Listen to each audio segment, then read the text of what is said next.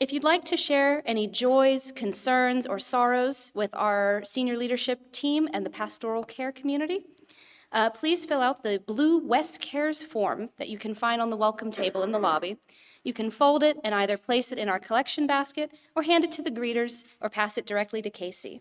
There's also a digital form at tiny.cc/wescare. I'm now checking the Zoom chat to see who's attending remotely this morning. We have a good morning, everyone, from Cynthia Goodman. Good morning and happy St. Patrick's Day from Laura DeShulo and Kalmia Trixie. We have a good morning from Gherkin Chip and a good morning from Alex Abbott. It is good to share this time together. Our opening words this morning are an excerpt from The Pedagogy of Freedom by Paulo Freire. If we reflect on the fact that our human condition is one of essential unfinishedness, that, as a consequence, we are incomplete in our being and our knowing, then it becomes obvious that we are programmed to learn, destined by our very incompleteness to seek completeness, to have a tomorrow that adds to our today. In other words, wherever there are people, there are always and inevitably something to be done, to be completed, to be taught, and to be learned. This morning, we are welcoming back a very special music guest. Please welcome soul folk singer-songwriter Leah Morris. Beloved.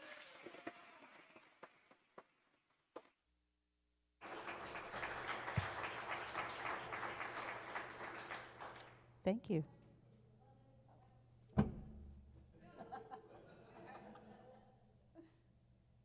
Leah Morris is beloved at WES for her many in-person and virtual platform appearances and served as our music coordinator from 2020 to 2023. Her opening song is What Will You Make? You're not going to clap again?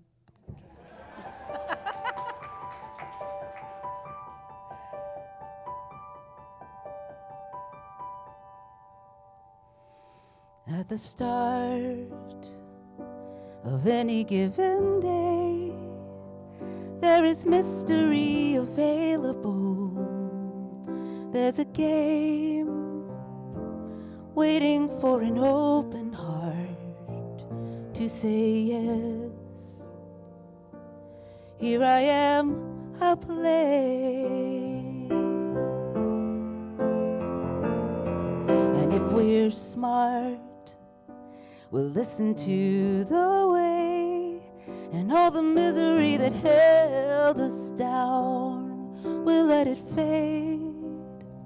Let it be outshined by the simple spark of a life that's waiting to be made. That's waiting to be made. What will you make of this day? What will you keep? What will you change? And what will you see? What will you believe?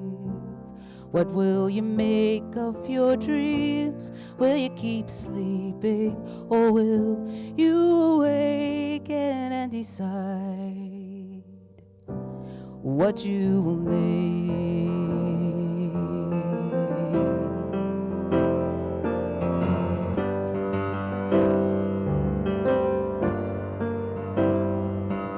At the start of any given day, there is history and poetry.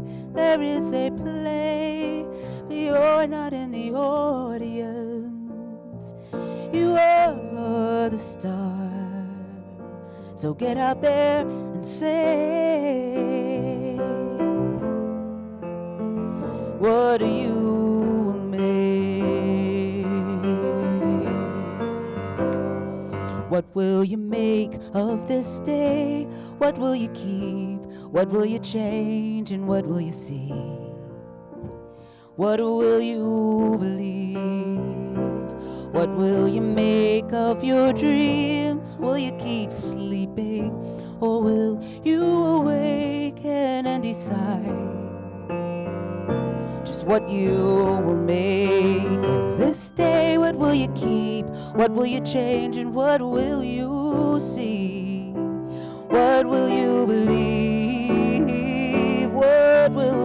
awake of your dreams? Will you keep sleeping, or will you awaken and decide just what you'll make?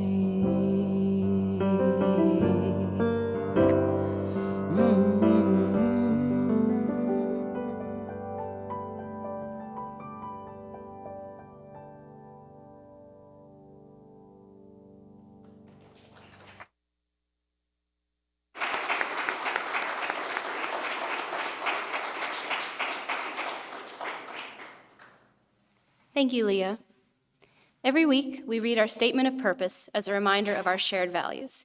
If you're interested in taking a turn to read the statement of purpose, you can sign up at tiny.cc/readsop. You can read it here in person or make a recording that will be included in a future platform. Today's reader is Laura Briskin. Laura is a longtime WES member, and they are a founder and leader of the WES Writing Group that meets during our Wednesdays at WES nights. The Washington Ethical Society is a humanistic congregation that affirms the worth of every person. We strive through our relationships to elicit the best in the human spirit. With faith in human goodness, we appreciate each person's unique capacities. We joyfully celebrate together and support each other through life. We nurture a sense of reverence and responsibility for each other and the earth. We invite you to join our community of children and adults as we work for a world where love and justice cross all borders. Thank you so much, Laura. As Laura lights our community candle, Remember this! I invite everyone to join in our candle lighting words. May we kindle within us the warmth of compassion, the light of understanding, and the fire of commitment to build a brighter future for all. Thank you. Now we're going to hear from a member of our stewardship team. Please welcome to the microphone Jeff Weinfeld, who is also a member of WES's health and safety team. Morning, everyone. It's good to be here. Just briefly, I guess I was asked to kind of share stewardship journey. So I'm a longtime member, been coming for over probably 25 years. My wife Neelam and I, who's also a member, were married by Mimi Henry, who is a officiant a long time ago. And from the group of us that got together when we were first initially here at WES to like baby namings and other things along the way, WES is really my and my wife's spiritual home. And, I guess I'm giving only in addition to our membership, but also so other people can continue to experience that here at WES. So thanks.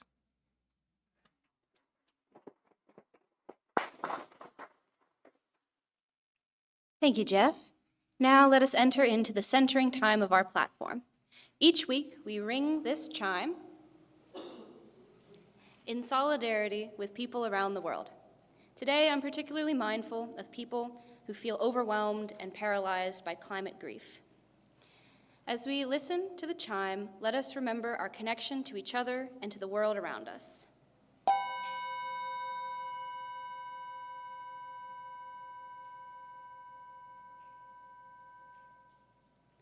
Let us open our hearts to compassion for those who suffer.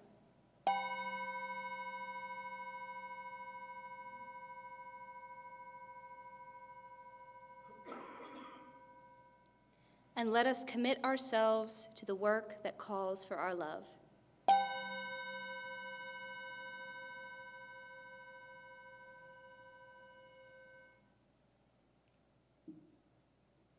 And now Casey is going to lead us in a meditation.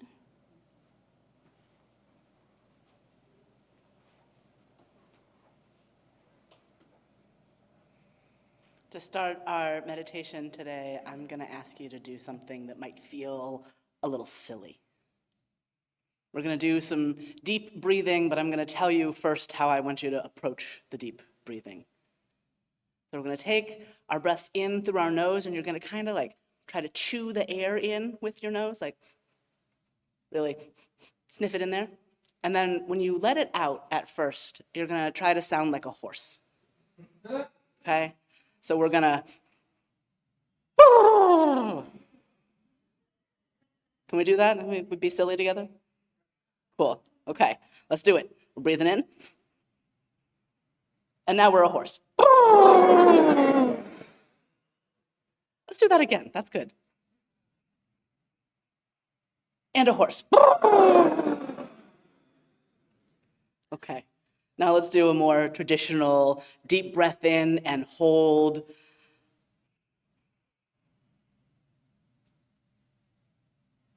Just let it out.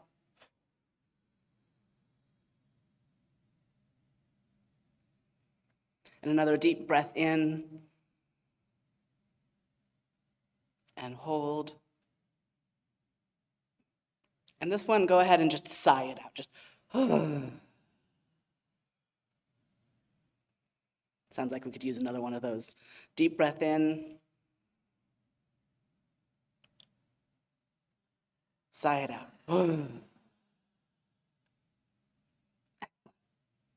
So I invite you to keep breathing. Maybe do a little bit of stretching if that feels good for you. Being mindful of that there may be people next to you. There's nobody next to me, so I can stretch out all I want.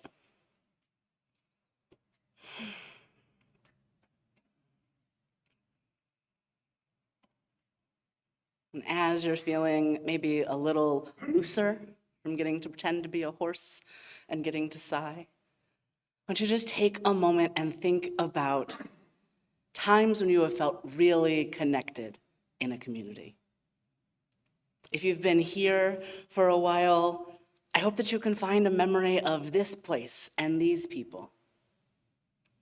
If you're new, maybe a memory of someplace you've been before, or a dream about what this place might be.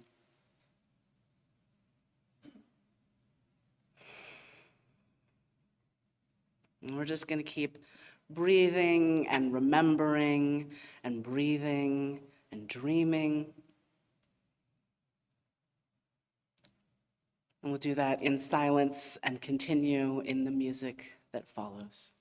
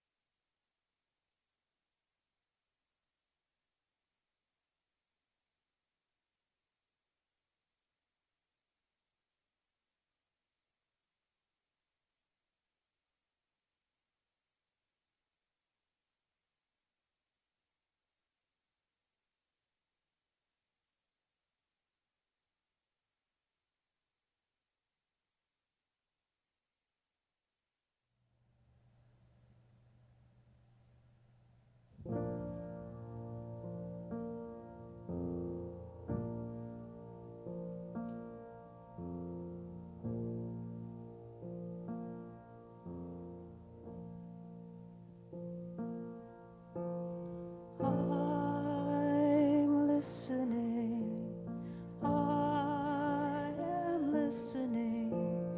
Wisdom speak to me. I'm listening. I am listening. Wisdom speak to me. My hands are wide open, eyes are wide open to see what I may be. I'm listening. I am listening. Wisdom speak through me. I'm listening. I'm listening. Wisdom speak through me. I'm listening. I'm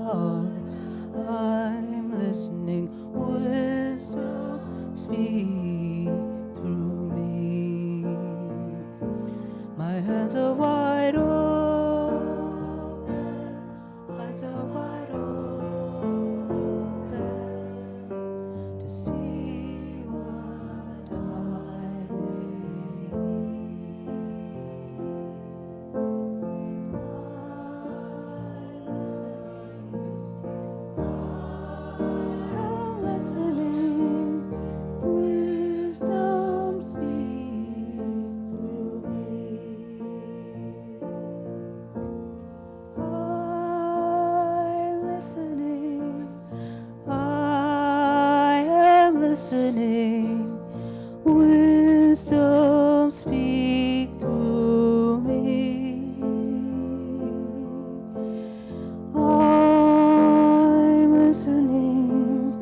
I am listening. Wisdom, speak to me. My hands are wide open, eyes are wide open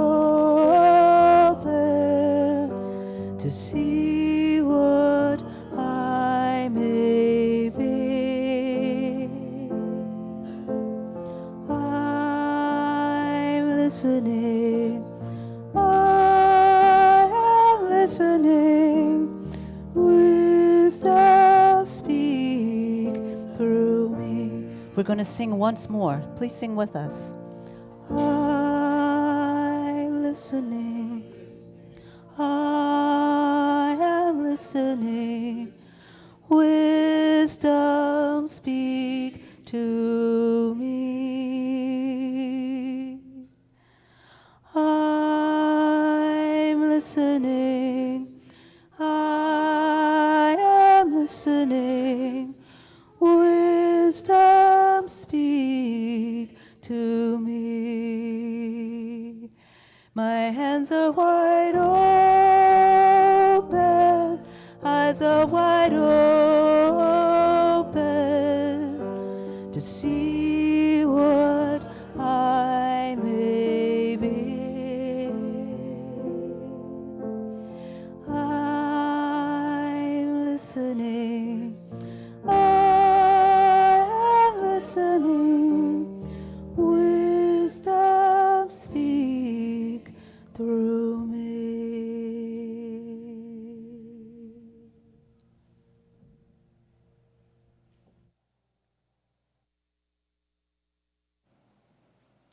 All right, thank you. That was beautiful. Today, we have a reading, an excerpt from World as Lover, World as Self by Joanna Macy. Of course, even when you see the world as a trap and posit a fundamental separation between the liberation of self and transformation of society, you can still feel a compassionate impulse to help its suffering beings. In that case, you tend to view the personal and the political in a sequential fashion. I'll get enlightened first, and then I'll engage in social action. Those who are not engaged in spiritual pursuits put it differently. I'll get my head straight first. I'll get psychoanalyzed. I'll overcome my inhibitions or neuroses or hang-ups, whatever description you give to samsara, and then I'll wade into the fray. Presupposing that world and self are essentially separate, they imagine they can heal one before healing the other. This stance conveys the impression that human consciousness inhabits some haven or locker room, independent of our collective situation, and then trots onto the playing field when it's geared up and ready to go. It's my experience that the world itself has a role to play in our liberation. Its very pressures, pains, and risks can wake us up, release us from the bonds of ego, and guide us home to our vast, true nature. For some of us, our love of the world is so passionate that we cannot wait until we are enlightened. Today's platform speaker is WES's senior leader, K.C. Slack.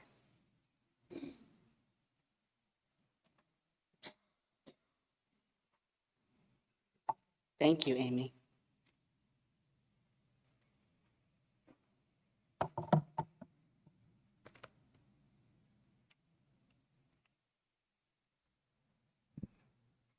I had this dream about 3 weeks ago about how I would approach this platform, and it involved lots of slime. You know, the stuff that kids and me like to play with, that they fill with all kinds of colorful little squishy things, and that makes this kind of popping, sizzling noise when you squish it. I thought, that's gonna be great. I'm gonna buy a bunch of slime, and I'm gonna give it out, and we're just gonna play with slime, and we're gonna feel good about goo. And then I realized that there's carpet in here, and I thought, maybe not. And then I remembered that we have children, and I thought, oh, definitely not. We will never get the carpet out of the children's hands or the floor. So what if we didn't? What if we just thought about slime instead? I really am surprised by my own love of these slimes that you can buy on the internet that are so fancy and interesting. They're really helpful for me. If you're ever in a meeting with me on Zoom, I am invariably off screen doing something with my hands because I can't actually sit still. If you're in a meeting with me in person, you'll notice I doodle in my notebook. I am always switching what pen color I'm writing with. This slime thing is sort of an outgrowth of that, but a little more sensory involved. It's been interesting to readjust my perception of slime and goo in this way, to learn that there are types that I really like. I like the ones that they call cloud foams quite a lot. The ones that I really don't like, the ones they call water slimes, which just kind of drip through my finger. Gross, gross, gross. So, my title today is In the Goo, and I talked a couple of weeks ago about sort of the frame for that being the chrysalis that the butterfly goes into, right? Where the caterpillar goes in and dissolves most of its body, maybe leaving behind some important nervous system pieces, but for the most part becoming just a liquid inside a container. And I want to talk about emotionally, conceptually, communally, how we do that same thing, how we bundle ourselves up and make ourselves ready for whatever comes next. So I've been thinking about cocoons a lot, and I've been thinking about slime a lot, and I've been thinking about mushrooms a lot. So let's go. Some of you will know that when my hair is blonde, it is because I am between bright colors. And while I am between bright colors, I like to go to float therapy. Float therapy is you go in a pod full of salty water and you float there in the dark for about an hour. I call it an hour where nobody's allowed to talk to me. When I first heard the lyrics of our meditation song, I initially heard, "I am listening, please don't talk to me." I was like, oh, a mood. Float therapy is like my every couple of months personal physical cocoon. I go, I do the infrared therapy. I don't know that I believe all the things that the infrared therapy says it's going to do for me, but I do know that I like to be very warm in a small box for an amount of time. So I spend half an hour, if I can do it, in the infrared therapy box, and then I get out, I take a shower, and I lay in my pool.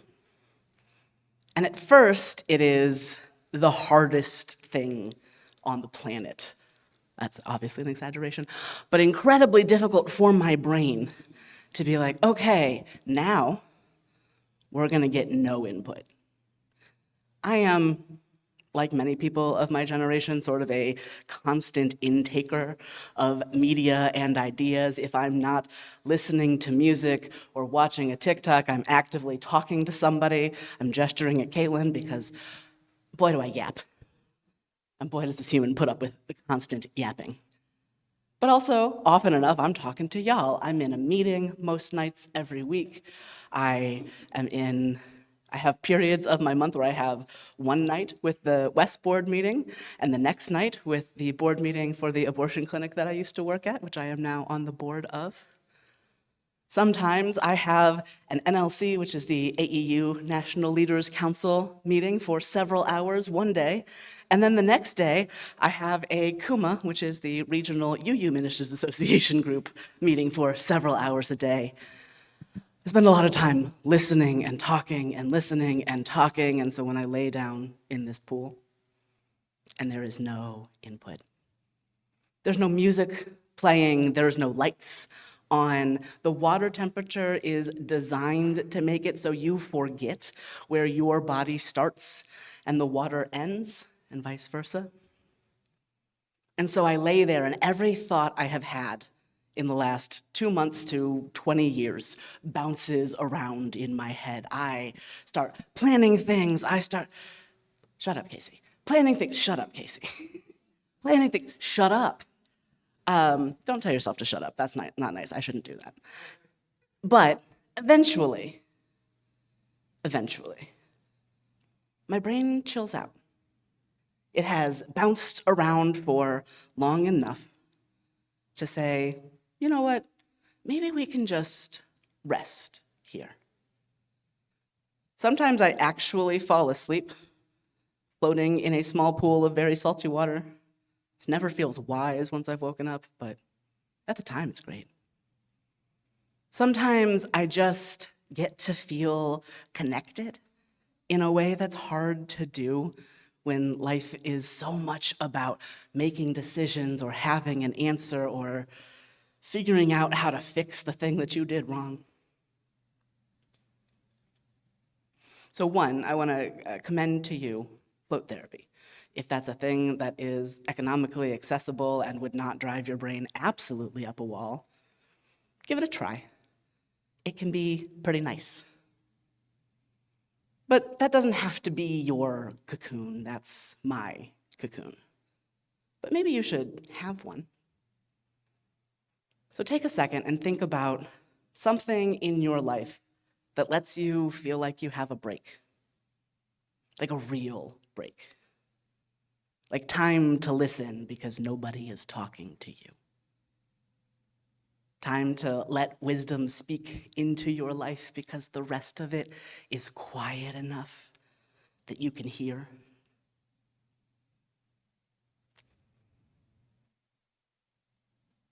It's okay if nothing immediately comes to mind.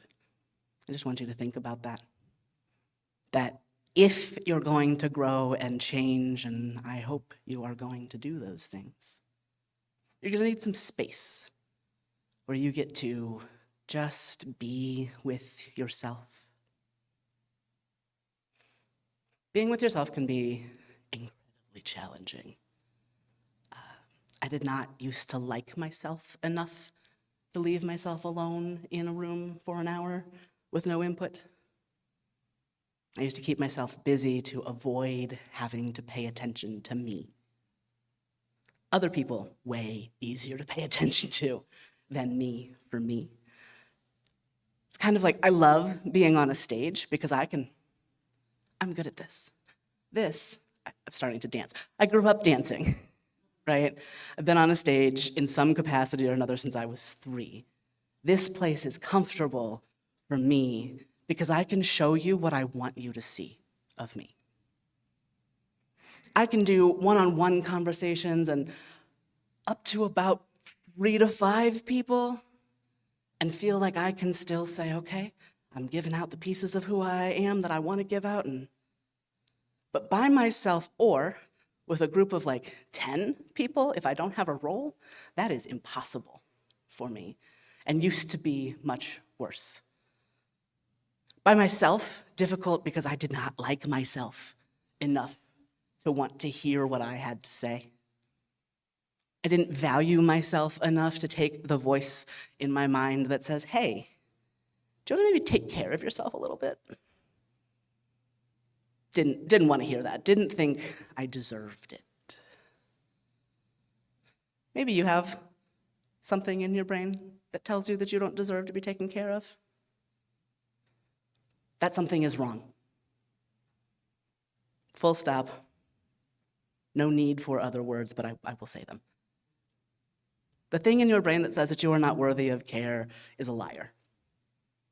You are worthy of care by virtue of being anybody at all, by virtue of having been born at some point, by virtue of being an alive thing on this planet. Because all of the alive things on this planet need care. You wouldn't plant a flower randomly in your yard and then call it lazy for not growing when you didn't pay attention to it, right? That is not the plant's fault. You put this flower amidst all of the grasses, all of the weeds, left it to itself, said, all right, flower, grow. That doesn't work. It doesn't work any better for people than it does for flowers. You have to take care of yourself and be taken care of by other people. Oh, that second part is even harder. If I didn't want to let myself care for me, I certainly did not want to let anybody else take care of me. I hate letting other people take care of me. It's really, really vulnerable to say, I need something. To say, in fact, I do not got it all by myself. I really love to believe that I got it all by myself. I don't believe in that, but I like to believe it. It's very complicated. I believe so deeply that we need each other and that I exist outside of each other. That's weird. But I see you nodding, so I know that some of you feel that thing too. In fact, I get the sense that a lot of us come here because we really want to help other people. And it's the being helped ourselves that becomes the challenge. And here's where I'm thinking about mushrooms. So, the thing that a mushroom actually is, right, is not this picture you have in your head of a mushroom, right? I say, think of a mushroom, and you maybe think of shiitake mushrooms, maybe you think of little white button mushrooms, maybe you think of like a more exotic mushroom, maybe you think of magic mushrooms, maybe you think of Amantia muscara, those really cute and pretty poisonous red and white polka dot guys. Yeah, none of that is actually what a mushroom is. A mushroom that you see is the flower of a much bigger organism. It is the product of something deep underground, a huge network of aliveness that is strangely also death, weird, called a mycelial network.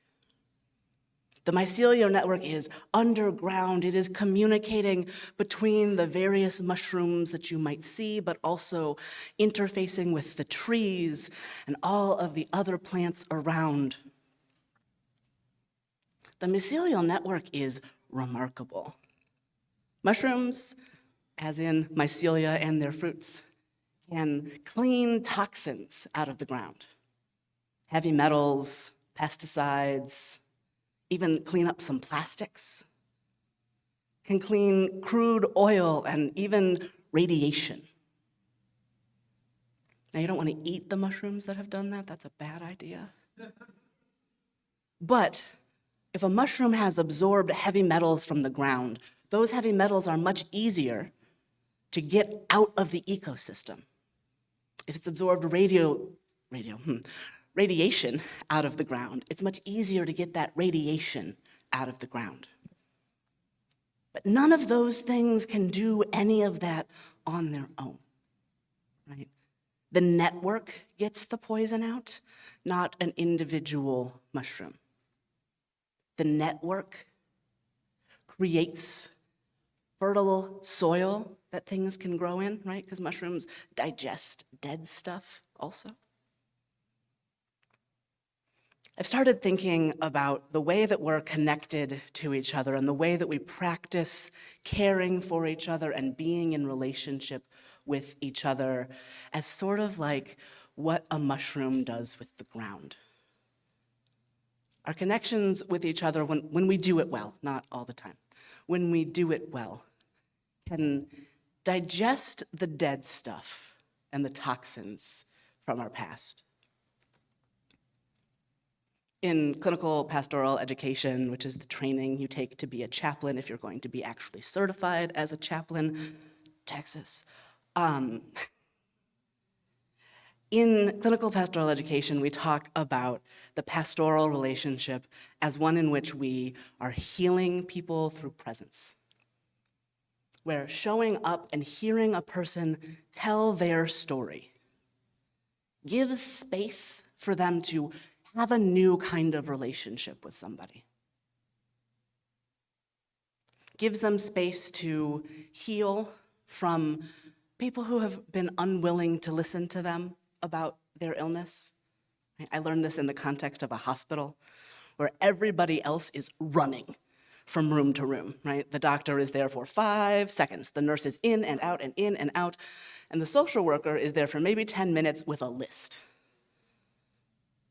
The chaplain, however, our job is to go slow. Our job is to be the only person in the hospital who never really has to run anywhere.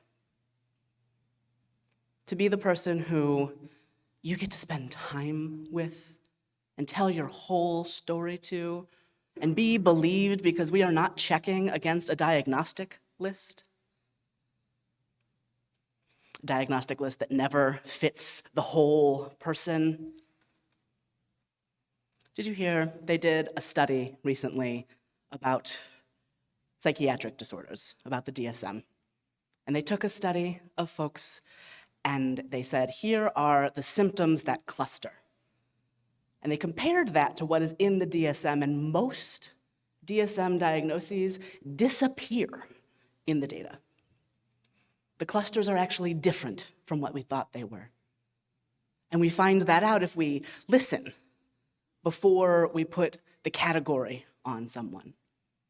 If we listen to someone's description of their experience before we decide who they are.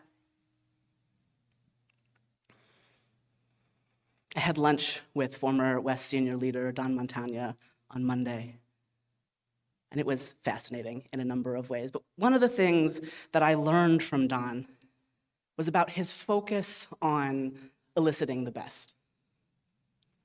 And that the reason that he always, and he believes Adler always, puts it as in each other and thereby yourself, is because if you are trying to empathize with someone else, it becomes really hard not to be in an empathetic place yourself. I hadn't really thought about that. I hadn't thought about the way that your position changes just by listening. I still think we gotta do both. Elicit the best in others and thereby yourself, and elicit the best in yourself and thereby others. But I'm thinking a lot about what it means if we are practicing listening to each other. If we are practicing making enough space to hear each other. Right? I need my little cocoon space in the float therapy every couple of months, because if I don't do that, my nerves become so activated, I become so on edge that I cannot listen how I want to. I cannot be in the empathetic place that I want and in fact need to be if I don't spend a lot of time paying attention to myself and my needs. I'm gonna get into some of this more next week. I really encourage you to come back for next week's platform, but I wanna ask you, to think about what you learned about meeting your own physical needs. By which I mean, do you eat when you are hungry? Do you drink water when you are thirsty? Do you get up and go to the bathroom when you need to? What were you taught about those things? Were you taught that you need to wait for someone to tell you you can go to the bathroom? That you should eat only at prescribed times? That you should drink water when you're thirsty, but not if you're in school and it would get in the way of something your teacher was doing? We get taught to ignore our most fundamental needs. And that makes it really hard to later on notice when we're having more complicated needs, right? If I don't know when I'm hungry, and I spent years of my life having no idea when I was hungry, how can I possibly know if I'm agitated because I'm hungry or because something is actually agitating me? If I don't know how to tell when I'm tired, when I need to go to the bathroom, when it's time for me to have a drink of water, how am I going to know if the thing I'm feeling is me or someone else? We have to be able to pay attention to ourselves, to pay attention to each other. But like our readings said, we can't wait to be perfect before we start trying with each other either. So it's not perfect. Nothing is perfect.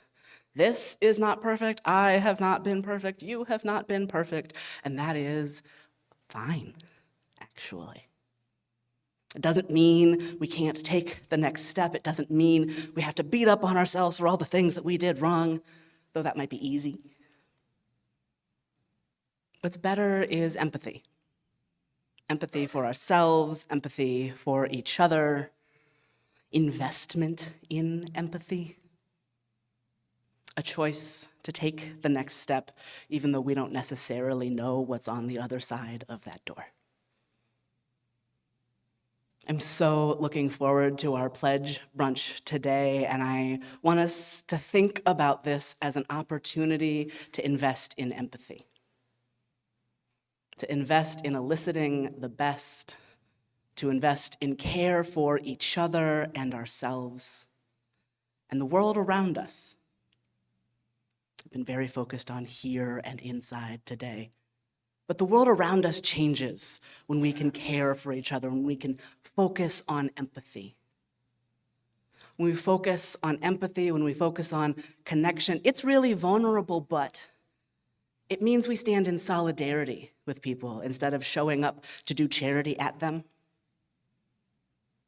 It means we can look around and say, where can we really be with people who are struggling? People in our community and outside of it. When we focus on empathy, we can remember that we're all just humans, and sometimes we're going to mess up, and that's going to be okay. And what a world-changing message that is. That you deserve care, that other people deserve care, that you can mess up and it can be fine. Because we can forgive ourselves and each other. We can forgive ourselves and each other. And we can do something else tomorrow. I am so grateful to be your senior clergy leader. I am so, I don't even know how to correctly express to you how much my connections with each of you and all of you matter to me. I'm not perfect, and I'm not gonna be, but I'm trying, and I know you are too. And for me, that is the most hopeful, full of possibility thing. Not people who have it figured out, not people who are perfect, but people who are committed to trying. I look forward to continuing this commitment together. Thank you.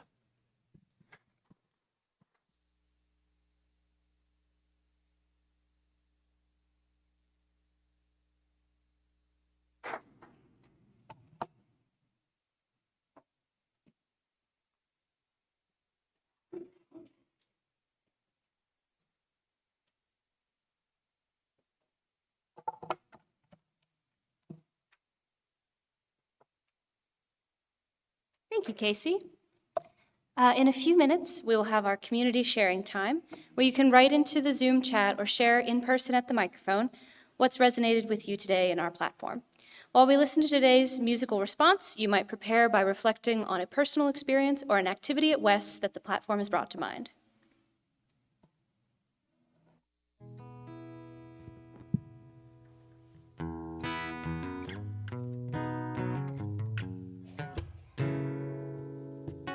Who I am today will not be who I am tomorrow. And who I am tomorrow will keep changing every day. All the things I've learned might fill my heart with joy or sorrow, and everything I learned might make me want to change my ways. Oh, there is nothing, no thing that ever stays the same. That is the one thing, the one thing that life does guarantee. There is no one on earth who knows what path their life will take. No one knows what I will see as I keep becoming.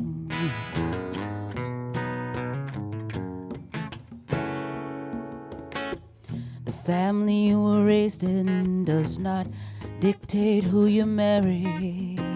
The country you were born in won't decide where you are buried. And all you once believed might leave you stranded on an island where the only way back home is to abandon it as lies.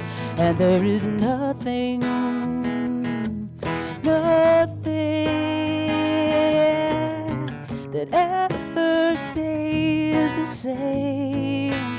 That is the one thing, the one thing that life does guarantee.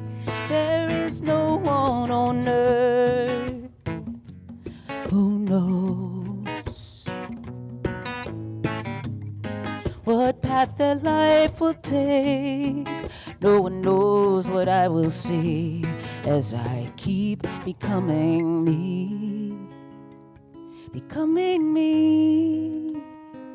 I must stay open to the change, curious and free, and always ready to be rearranged. There is nothing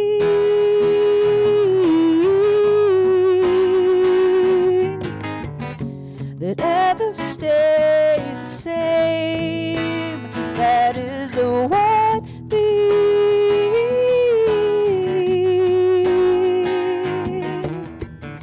that life does guarantee.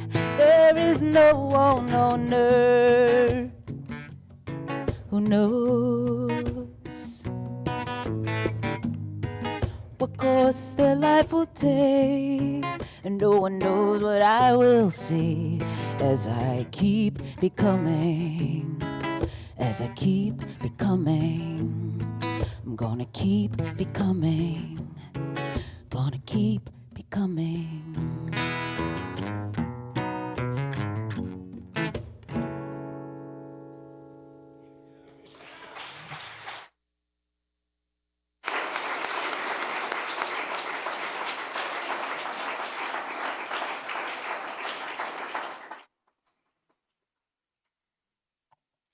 Thank you so much for that. This is the time where we add our own voices to the morning, sharing our reflections on the platform or what resonates with our personal experience. For our online participants, I invite you to share in our Zoom chat or in the comments if you're catching the recording later. If you're here in person, please come to the microphone here on the floor, share your brief comments so that others may also share. We do not have any messages in the chat yet, so I will turn it over to the microphone on the floor. Hi, Julie, she, her. Before the pandemic, I was really good at taking care of other people and really terrible at taking care of myself.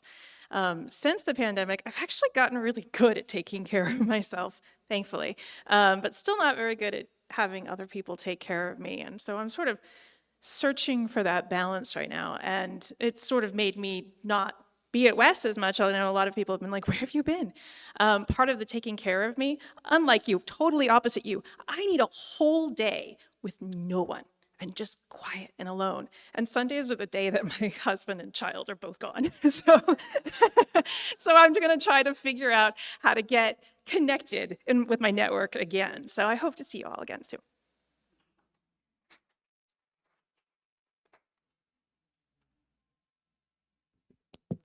Good afternoon, Jeff here.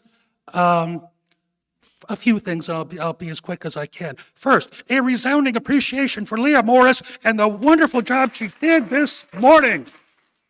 Thank you. I just had to get that off my chest. Thank you. Again, about the idea of not deserving things or not being meritorious enough to get what you want or what you even deserve. That figured into a lot of my childhood and early adulthood.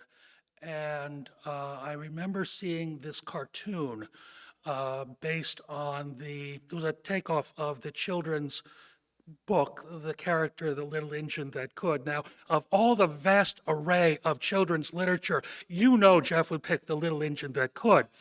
And I think I can, I think I can, I know I can, I know I can. In this cartoon, the locomotive is looking at you, big sad face on its front, the smoke box, and the caption is, I don't deserve it, I don't deserve it, I don't deserve it. And so, yeah, I can see where that, if it comes in often enough. And then I also wanted to respond to when you said mushrooms, Casey. I had a different idea. I thought of something that's, if you're familiar with it, it's called the mushroom treatment. That's been the story of a good part of my professional life. The mushroom treatment is, first you're kept in the dark, then you're fed a lot of crap, and as soon as you see the light and begin to grow, you get canned.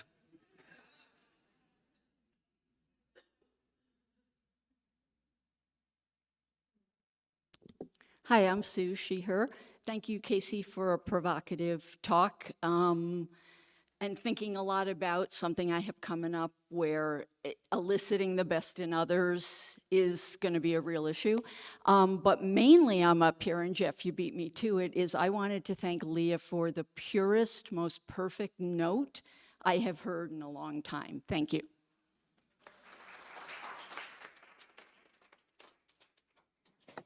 We also have some notes this morning from Peter Bishop, who says, "It is so wonderful to have Leah with us again today.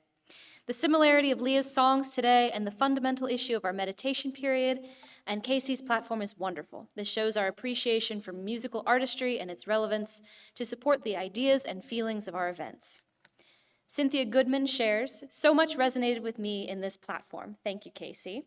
"Yes, it is so hard to take care of oneself and even harder to let someone else take care of you. It's always been easier for me to take care of others, but now I'm disabled and I need more help than I used to, and it's difficult to ask for that help. I grew up learning and feeling that I didn't deserve anything." Thank you so much to all who've shared their thoughts and attentions with us this morning. Just as we share our perspectives in this community, so too do we share our resources and gifts. Here at WES, we split all undesignated gifts in the Sunday collection between our operating budget and a fund dedicated to justice and compassion. For the month of March, we are pleased to support the Washington Interfaith Network's Climate Justice Campaign. WIN was founded in 1996 and is a broad-based, multiracial, multi-faith, strictly nonpartisan, district-wide citizens' power organization rooted in local congregations and associations. WIN is committed to training and developing neighborhood leaders, addressing community issues, and holding elected and corporate officials accountable in Washington, D.C. WIN's 45 dues-paying members represent 25,000 families in every section of the district and reflect its theological, racial, geographic, and economic diversity. WIN is working towards a just, green future. This includes fair-wage green jobs, electrified public and affordable housing, ceasing the district's reliance on methane gas, and building a coalition of DC residents at the forefront of the change. So let's all take a moment to respond to the invitation to generosity as we are able to. To donate online through the Breeze system, go to tiny.cc/wesgives, or click on the Give button on our website, ethicalsociety.org. To donate in person today, please place cash or check in the basket at the back of the hall on your way out. And as always, you can send in a check by mail. Thank you very much for your generosity. We will now receive your gifts and the gift of music.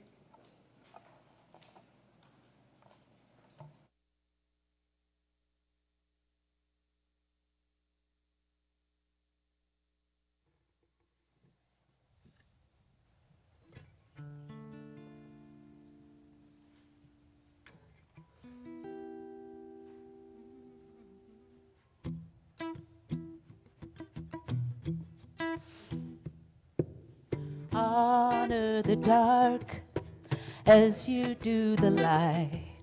Receive the gifts that come to us by day. I choose to honor the dark, uncertainty and change. Deliver us from fear, us to only love you.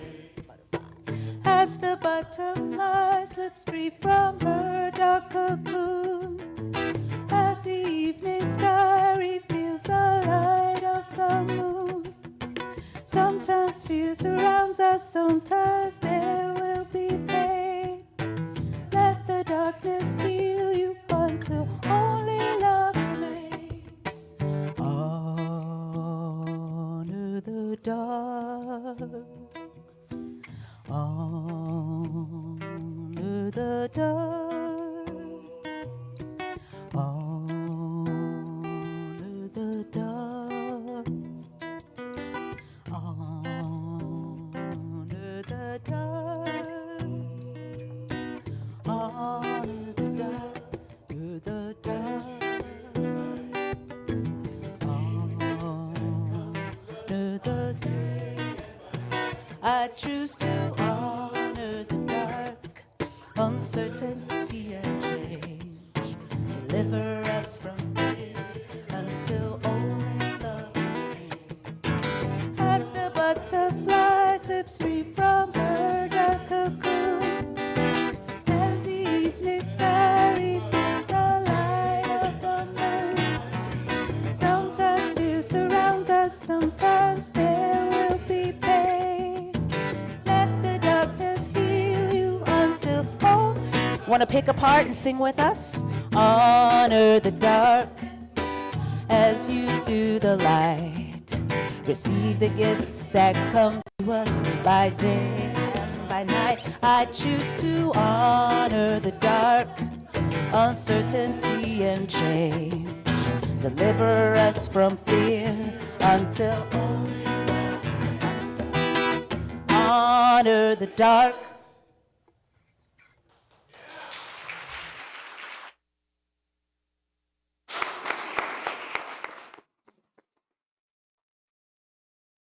Thank you so much to the many people who have helped create today's morning's times together.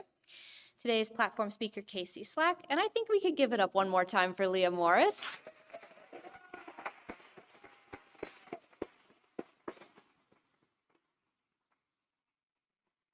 And our staff members, Indara Miles, Robin Kravitz, and Maceo Thomas, our platform production volunteers, the tech team members, slide artists, Zoom chat ushers, and in-person greeters. Thank you so much for all that you do to help make Sunday mornings a wonderful time together. So I want to mention a few things that are upcoming in the life of our community. Next Sunday, KC and our own WES Chorus Director, Perry Bider, will be speaking on retiring your inner demons with recorded music from past WES Chorus performances. Also, WES's Path to Membership is starting next week with an introductory meeting about how to become a member of the Washington Ethical Society. If you'd like more information or you would still like to join but can't make it next week, please reach out to Casey by email. We are also seeking volunteers to help plan our Spring Festival and Founders Day celebration. If you're interested in helping plan the Spring Festival on April 28th, please email Casey. And if you want to help out with Founders Day preparations, please talk to Julie Dreisen. Finally, today is our pledge brunch. Please stay tuned after our closing words for some instructions about how today's morning's activities will proceed. That's it for the announcements today. As always, you can find information about opportunities to connect in the weekly news and notes email and on the calendar page of WES's website, ethicalsociety.org.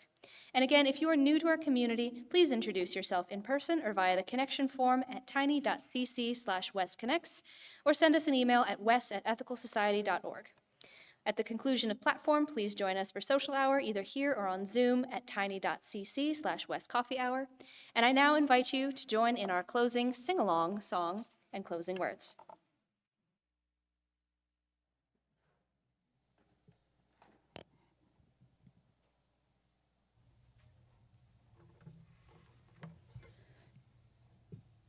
So many things that I would like to say.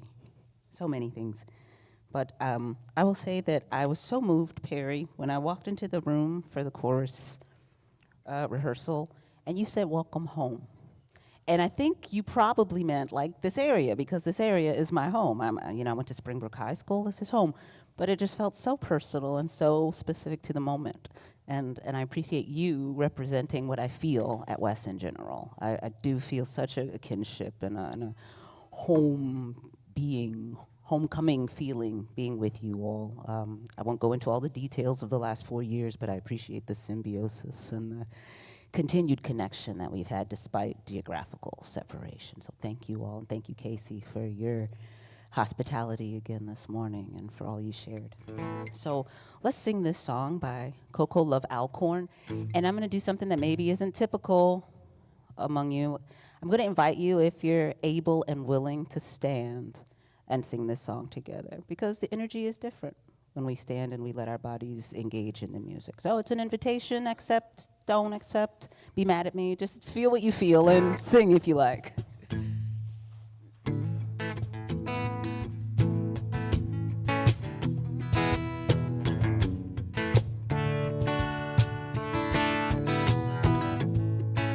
The river is a healer.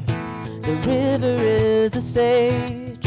The river knows no end, the river knows no age. The river is a leader every single day.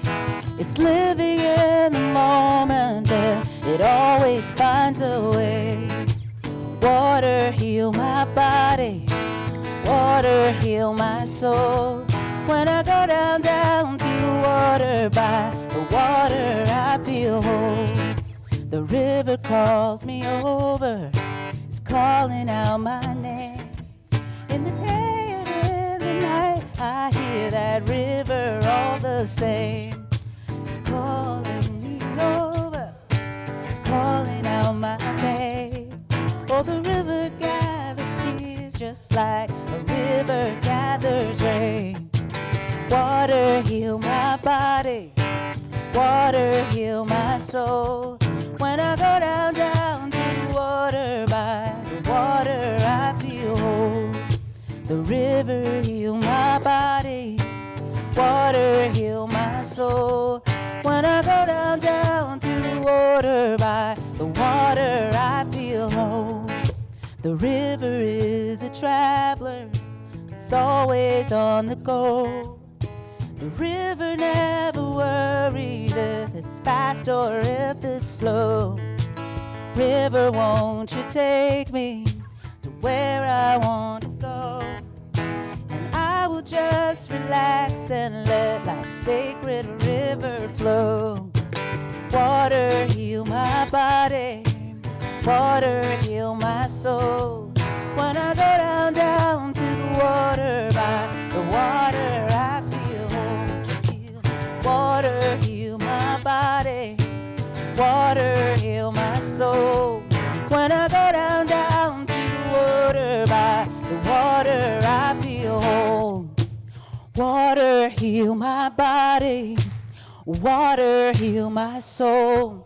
When I go down to the water, by the water I feel whole. When I go down to the water, by the water I feel whole.